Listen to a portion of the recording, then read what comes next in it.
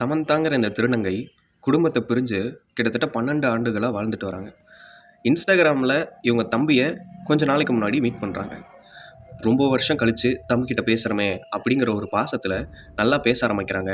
அவங்க தம்பி நல்லா பேசுகிறாரு. அப்பப்போ இவங்கள்ட்ட இருந்து காசு வாங்குறது, இந்த மாதிரி விஷயங்கள்லாம் கூட பண்ணிகிட்டு இருக்கார். அப்புறம் 12 வருஷம் கழித்து இவங்க சொந்த ஊருக்கு போகிறாங்க.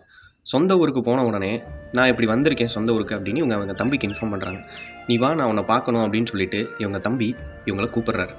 என் லவ்வரையும் இன்ட்ரடியூஸ் பண்ணி வைக்கிறேன், ஏன்னா எல்லோரும் பேசி நீயும் நம்ம வீட்டோட சேர்த்துடலாம் அப்படின்னு சொல்லிட்டு இவங்கள ஆசை வார்த்தை காட்டி இவங்களை வந்துட்டு கூப்பிட்றாரு. இவங்களும் வந்துட்டு போகிறாங்க. போன உடனே நான் வந்துட்டு நீ முன்னாடி என் ஃப்ரெண்டோட போ, நான் வந்துட்டு பின்னாடி வரேன், என் லவ்வரை கூட்டிகிட்டு வரேன் அப்படிங்கிற மாதிரி சொல்லிவிட்டு ஒரு ஃப்ரெண்டோட போயிட்டு அங்கே போகாமல் இவங்கள பின்னாடியே ஃபாலோ பண்ணிகிட்டு இருந்திருக்காரு இவர். வண்டி நேராக ஒரு இருட்டான இடத்துக்குள்ளே போகுது. பின்னாடி அவங்க தம்பியும் வண்டியில் வந்திருக்காரு. இவங்க ஏதோ உஷாராயிட்டாங்க. திடீர்னு 2 பேரும் கையில் கத்தியோட இவங்களை வெட்ட ஆரம்பிச்சிட்டாங்க. இங்கேன எல்லா வெட்டுகள் விழுந்திருக்கு. உடனே இவங்க மயங்கி விழுந்துட்டாங்க. இவங்க இறந்துட்டாங்க அப்படின்னு நினச்சிட்டு அவன் தம்பியும் அவனோட ஃப்ரெண்டும் அங்கேருந்து ஓடிட்டாங்க. அப்புறம் இவங்களுக்கு சுயநலவு வந்திருக்கு.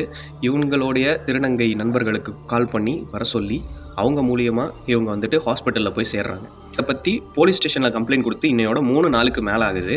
இன்ன வரைக்குமே ப்ராப்பரான ஒரு நடவடிக்கை எதுவுமே எடுக்கப்படலை. 2 வருஷமாக அவங்க ஃபேமிலியை விட்டு பிரிஞ்சு வந்து அவங்க வாழ்ந்திருக்காங்க. அது எவ்வளோ கஷ்டமாக இருந்திருக்கும் அவங்களுக்குன்னு அவங்களுக்கு தான் தெரியும். இந்த மாதிரி பல திருநங்கைகள் வெளியே வந்து அவங்க ஃபேமிலியை விட்டு கஷ்டப்பட்டு வந்து வாழ்ந்துக்கிட்டு இருக்காங்க. அவங்க ஃபேமிலியால் அவங்கள ஏற்றுக்க முடியல. அவங்க பையன் அவனை இப்படி தான் உணர்றான் அப்படின்னு சொல்லிட்டு அவங்க ஃபேமிலிக்கு தெரிய வர்றப்போ சுற்றி இருக்க சொசைட்டியை பற்றி யோசிக்க ஆரம்பிச்சிடறாங்க. அப்போ மட்டும் அவங்க பையனா அவனுக்கு தெரிய மாட்டேங்கிறாங்க.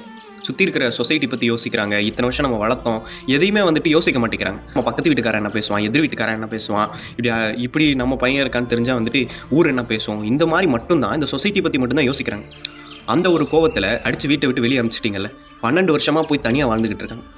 இப்போது 12 வருஷத்துக்கு அப்புறம் இவ்வளோ வன்மம் இருக்குன்னா, வீட்டில் இருந்த ஒரு பையன் இப்படி ஆகி தானே வெளியே போயிட்டான் அப்படிங்கிற வார்த்தைகளை கேட்டு இது பண்ணியிருப்பாங்க. அந்த ஒரு வன்மத்தை உள்ளேயே வச்சுக்கிட்டு தான் இந்த ஒரு சம்பவம் நடந்திருக்கு.